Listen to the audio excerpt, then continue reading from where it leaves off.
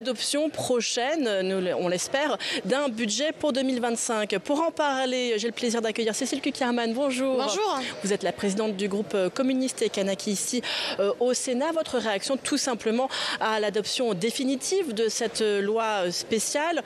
On l'a entendu, il y avait consensus dans l'hémicycle pour adopter ce texte. Le pire est donc évité, mais la situation n'est pas pour autant satisfaisante, aussi bien d'un point de vue politique que budgétaire.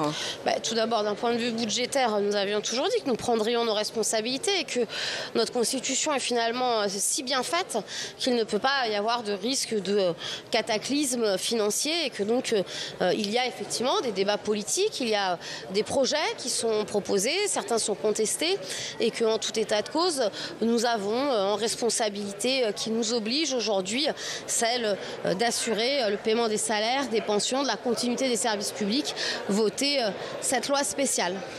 On a entendu certains, notamment sur les bancs de la droite, qui ont eu des mots durs à l'égard de la gauche, estimer que la gauche n'avait pas été suffisamment responsable en votant pour cette motion de censure. Que leur répondez-vous aujourd'hui ? Écoutez, vous savez, je crois qu'on peut faire des parties de ping-pong pour savoir qui est responsable ou non.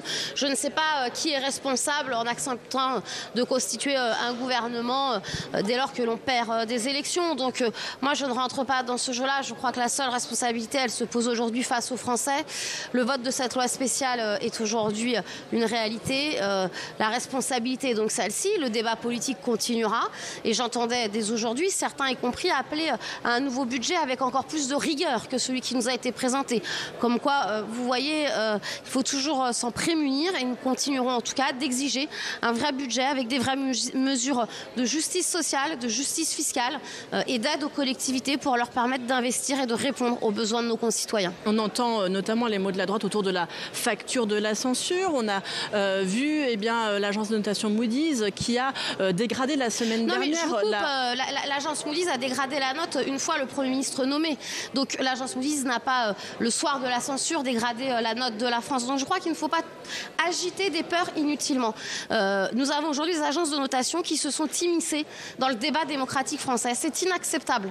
Mais les agences de notation n'ont pas dégradé notre note le soir du vote de la censure. Donc je crois que ce sont deux choses différentes, indéniablement en tout cas inacceptables.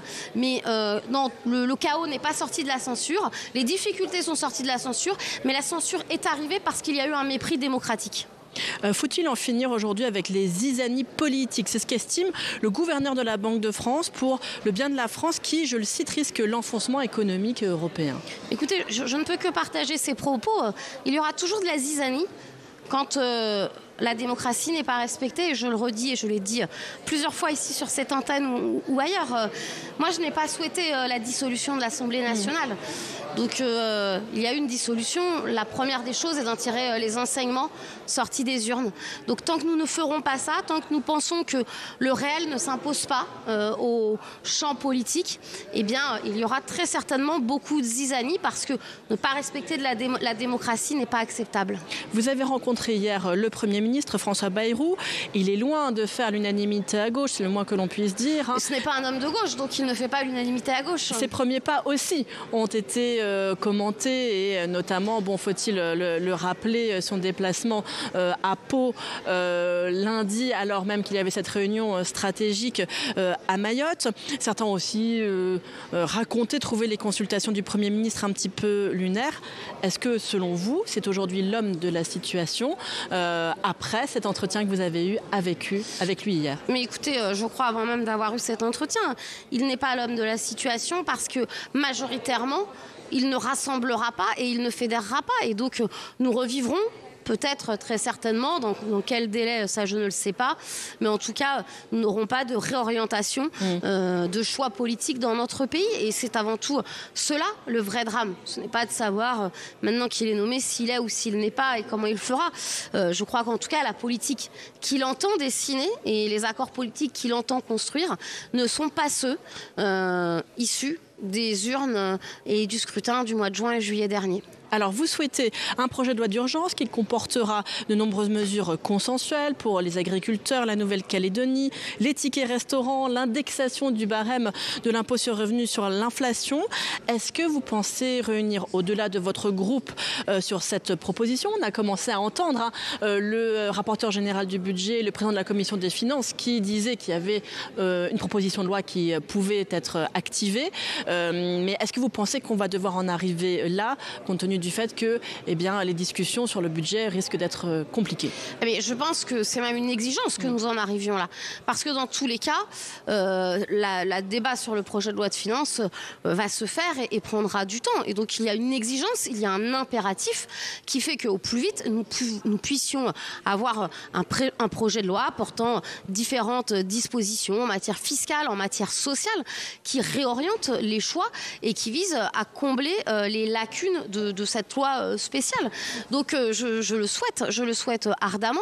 Celle-ci peut être faite dès le gouvernement d'ailleurs nommé. Je rappelle à tout un chacun que nous sommes en session ordinaire. Il n'y a donc pas de coupure. Il y a une suspension de la séance. À tout moment, nous pouvons venir siéger. À tout moment, et nous l'avons fait dans les périodes de crise. Je pense à la crise du Covid, savoir siéger en urgence rapidement sur des mesures qui répondent aux impératifs de notre pays. Donc, j'entends beaucoup de choses. Moi, je ne suis pas de ceux qui sont irresponsables. Je suis une femme avec les valeurs et mes engagements politiques. Je continuerai de les défendre. Et d'ailleurs, je veux dire aux Français qu'en défendant ces choix-là, il peut y avoir aujourd'hui, par un processus législatif, des réponses apportées très rapidement, dès la fin ou dès les premiers jours de l'année, aux inquiétudes des Françaises et des Français. On peut également faire le choix de ne pas répondre à ces inquiétudes.